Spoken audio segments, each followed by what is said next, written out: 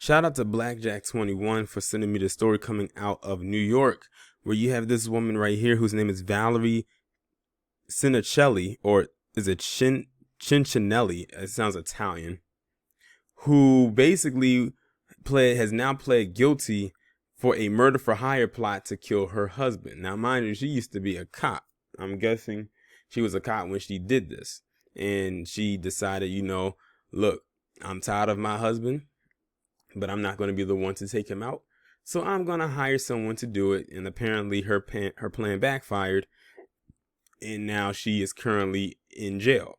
But they said she pled guilty, which means she took a plea deal to get a lighter sentence if she, gets a sentence. Valerie Cincinelli, the former NYPD officer who hatched a plan with her lover to have her husband killed, plans to plead guilty in the twisted scheme, federal prosecutors said Friday.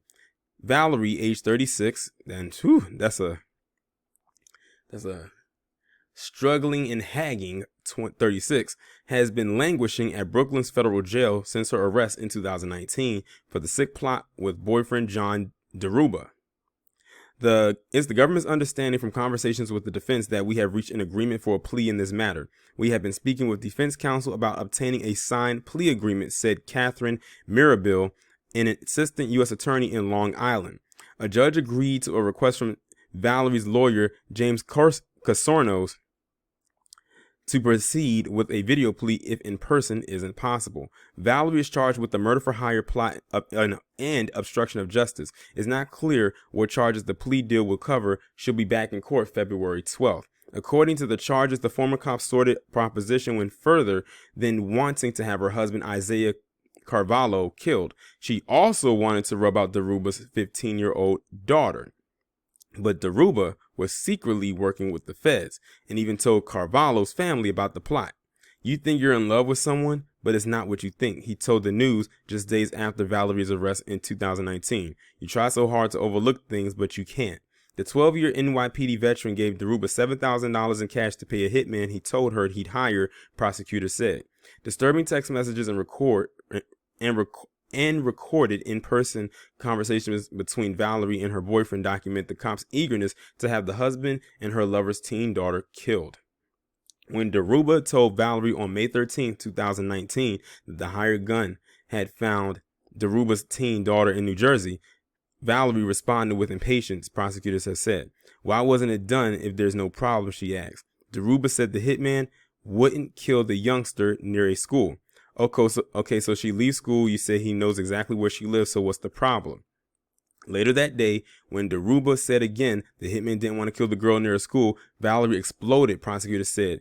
Run her the F over, how about that? Like, this woman is ruthless. You hear that? She is eager to have this girl killed. When Deruba working with the feds, the disturbing plot culminated in a fake plan to convince Valerie that her husband had been slain. The FBI directed a detective with the Suffolk County Police Department to go to her home on May 17, 2019 and inform her they were investigating the slaying of her husband. Later that day, she spoke with her boyfriend about what her alibi should be. That same day, the FBI directed her boyfriend to show Valerie a fake photo depicting the bogus murder scene. Valerie told her boyfriend they needed to delete the text from their phones, prosecutors said. This woman, like I said, is cold. She was determined to have her husband and her husband's daughter, I believe that was the husband's daughter, killed. She was determined at all costs to have them taken out. For reasons I'm not sure. I guess she said she wanted to be with her boyfriend. And the only way that could happen is if they weren't in the picture. And to make it look like an accident or that somebody did it, that it wasn't her. Because this story, these kind of stories happen more often than not. Because I remember doing a story a couple years ago where some person had planned to kill their husband and they plotted it to make it seem like he actually died. Like they took pictures of his body half naked inside of a shallow grave to make it seem like it was done, only to find out he really wasn't dead. And he surprised her at the police station walking in, and she tried to act like, oh my God, you're alive. Save it. He already knew you tried to have him killed. He was a couple steps ahead of you. And I'm sure the same thing probably happened here with her.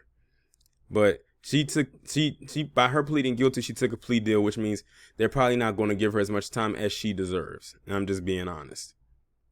Even though she should get, as you know, the maximum penalty. Now, the maximum penalty, I'm not sure, will probably even be life, because at the end of the day, while she did plan to have her husband murdered as well as his daughter, she wasn't successful with her plot.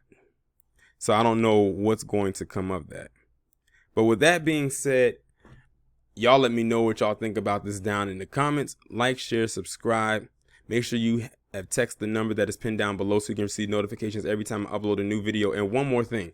Have you ever noticed that a lot of the times when it comes to stuff like this, it's mainly the women that are plotting to kill their husbands? I'm not saying that it's the other way around, but a lot of the times these stories are the ones that pop up when it comes to these murder for hire type of things. And usually if it's a guy who's doing it, he's not even plotting to have his wife killed or his spouse. He's probably plotting to have a friend killed or another family member. But usually when it comes to spouses, is usually, from what I'm seeing, the women who do it the most.